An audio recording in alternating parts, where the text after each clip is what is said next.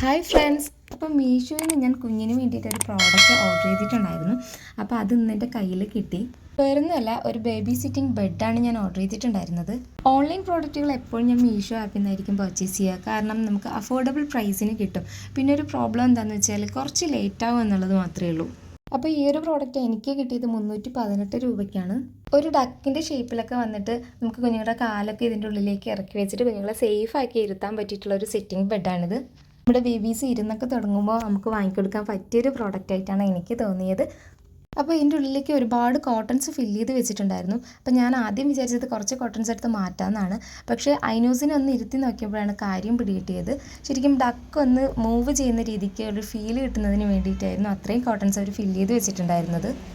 എന്തായാലും ഈ ഒരു പ്രൈസിന് അഫോർഡബിൾ ആയിട്ടുള്ള ഒരു പ്രോഡക്റ്റ് തന്നെയാണ് കിട്ടിയിട്ടുള്ളത്.